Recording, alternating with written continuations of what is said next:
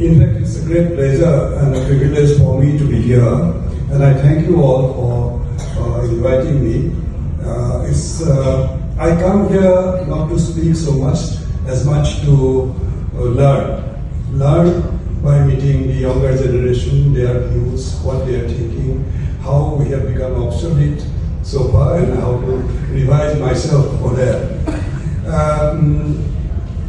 Two speakers have given you a complete panorama of things which have happened in the Northeast, what needs to be done, and it remains for me only to say thank you perhaps. But there is a saying in the common people outside, critics of the IAS, who generally say that the IAS officers become wise after retirement. So I will take advantage of that and try to share a few things. Let me first talk about the good news that has been talked about. The most important good news is that what the Prime Minister has said, that Northeast cannot develop, India cannot develop unless the Ashta develop, and this is the Lakshmi Northeast, full of resources and potential. Good news is that all throughout our existence, our generations, we have lived with the feeling that Northeast is isolated and neglected. And that neglect feeling was there, and now that attempt has been made to see that feeling of neglect is removed by doing a lot of things in the Northeast. And the isolation, in fact, the Northeastern Council had a report in 2008 which called the Vision 2020, and in that report they have said that the partition really put the Northeast in economic imprisonment within its borders. So, and development went back quarter of a century because of partition.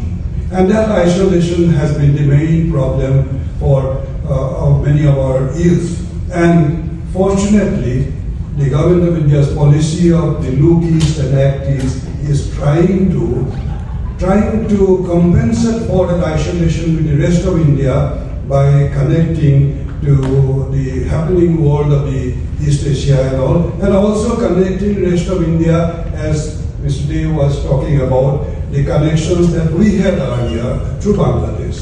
So these are good news, good things happening. We heard about the energy situation, how something which was possible was not happening is happening now. And that energy situation can transform the Northeast completely.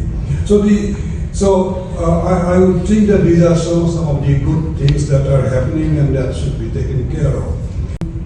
But the subject of this session is crucial for these good things to translate into really good things.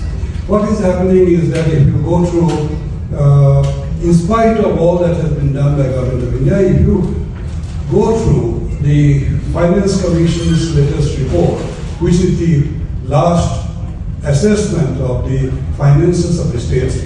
10 years back, I had chaired the Reserve Bank of India's Ways and Means Committees for these states. And I had seen a very dismal picture of the Northeast, and we had tried something, and because of our recommendation, Northeast was taken out of that constantly going into the poll situation with the Reserve Bank of India. But now the 6th Finance Commission also is doing the same thing, 15th Finance Commission, and the picture they have, however, brought out is something which the Northeast must take care of and ponder very, very seriously. Is that some of the things which create a little bit of worries is that a very high revenue expenditure in the states. And it is something like 60 to 70%. And those revenue expenditure is such that they are not creating any employment or income. They are committed expenditure primarily on salaries. Now that is not a very happy situation if the investment goes into areas which are not creating employment and income.